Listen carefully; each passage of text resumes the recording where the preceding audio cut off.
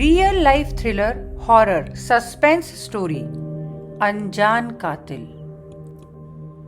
Chapter 8 are या पार। नागेश आरती के कमरे में खड़ा था। आरती फूट फूट कर रो रही थी, ऐसा रोना जिसमें आवाज से ज्यादा टूटन होती है। कमरे में मालती और आरती दोनों के माता पिता, रिश्तेदार और परिवार के अन्य लोग इकट्ठा हो चुके थे।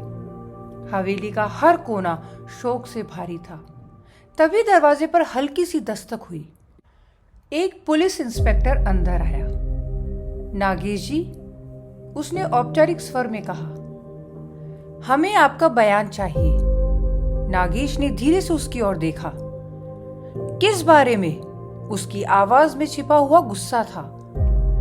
सर, आपकी पत्नी की मौत एक सड़क दुर्घटना में हुई, लेकिन आपने पुलिस को सूचना दिए बिना ही अंतिम संस्कार कर दिया। नागेश का चेहरा कठोर हो गया। तो अब क्या मैं हर सांस लेने से पहले तुमसे पूछूं? वो लगभग गरजा। इंस्पेक्टर ने हिम्मत जुटाई। सर, आपके भाई की मौत भी संदिग्ध परिस्थितियों में हुई। चुप कर। नागेश की आवाज तेज हो गई। और यहां से निकल। सर, इंस्पेक्टर कुछ कहना चाहता था। नागेश एक कदम आगे बढ़ा। शायद तुम्हें नहीं पता कि मैं कौन हूं। इंस्पेक्टर खामोश हो गया। नागेश ने कमरे में मौजूद लोगों की ओर एक नजर डाली और फिर धीरे से पर साफ शब्दों में बोला, मेरे परिवार में मौतें हुई हैं और अब अगर बदला होगा तो वो मेरा होगा। उसने इंस्पेक्टर की आंखों में सीधे देखा। भैरवपुर में आज भी मेरे नाम का ही सिक्का चलता है। इंस्पेक्टर अब भी चुप था। अगर दिखाना है, नागेश ने ठंडे स्वर में कहा, तो दोनों मौतों को नेचुरल या एक्सीडेंटल दिखा दो। कुछ पल की चुप्पी के बाद इंस्पेक्टर ने सिर हिला दिया। वो बिना कुछ कहे वहां से चला गया। उस दिन के बाद पुलिस रिकॉर्ड में दोनों मौतें दुर्घटनावश दर्ज कर दी गई। लेकिन नागेश जानता था कि ये सच नहीं था। उसे पूरा यकीन था कि इन सब के पीछे भोले राम था। पर एक बात और भी थी। भोले राम अकेला ये सब नहीं कर सकता था।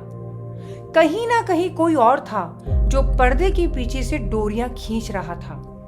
और जब तक वो चेहरा सामने नहीं आता, तब तक बदला अधूरा था।